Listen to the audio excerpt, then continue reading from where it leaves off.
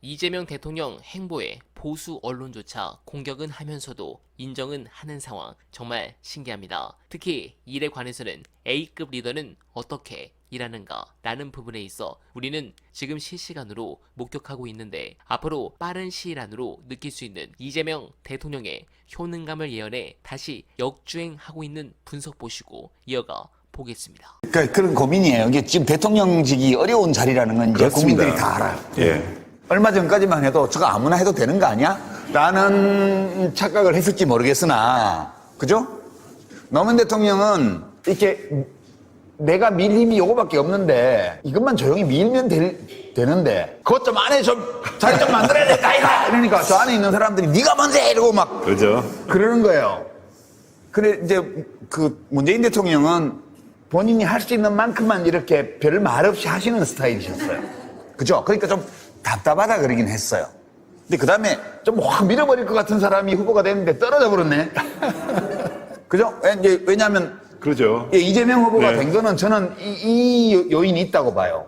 그러니까 노무현 대통령도 후회를 하셨고 문재인 대통령과 힘을 쓰기는 쓰는데 확 쓰는 것 같지가 않고, 그래서 누가 잡아가지고 확 좀 힘쓰는 사람 없나?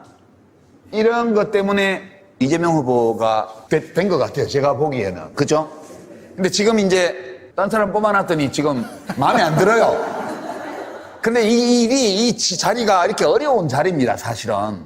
이게 사람을 더 태우는 것도 힘든 일이지만, 그죠? 버스 안에 안 그래도 비잡은데, 같이 타고 갑시다 이렇게 해서 만들어서 태우는 것도 힘들지만, 올라타는 사람 밑으로 못 올라타게 밟는 것도 쉬운 일이 아니거든.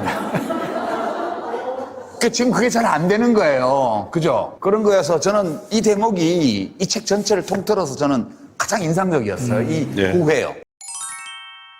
전 정해놨죠. 소위 이제 친일, 독재, 부패.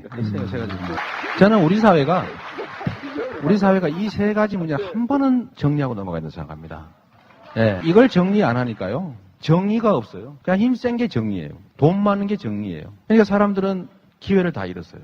그러니까 뻔뻔스럽게 저는 그렇게 얘기하죠. 어떻게 대한민국이 건국했습니까? 아프리카에서 독립했습니까? 2차 대전 후에 아프리카 이런 데는 독립한 국가가 많죠. 새로 만든 신생국가들. 우린 신생국가가 아니잖아요. 헌법에도 나오고 이승만 대통령 때 만든 재헌 헌법에도 나와 있는 임시정부의 법통을 이어받아 반만년 유구한 역사에 다 써놨잖아요. 그래서 우리 개천절도 있잖아요. 나라가 개국한 날. 근데 왜 건국절을 왜 만들라는 거예요 도대체?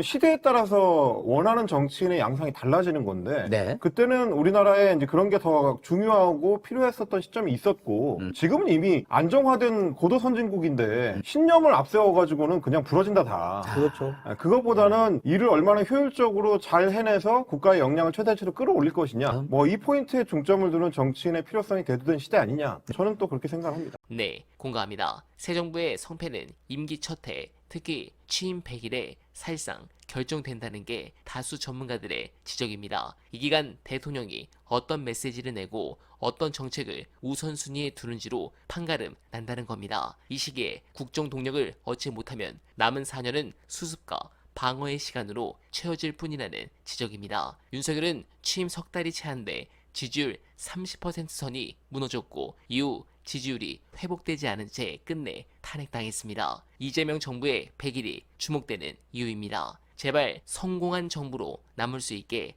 여러분들께서도 더 많은 응원과 지지를 부탁드리며, 어나바는 오늘도 최선을 다하겠습니다. 여러분 고맙습니다.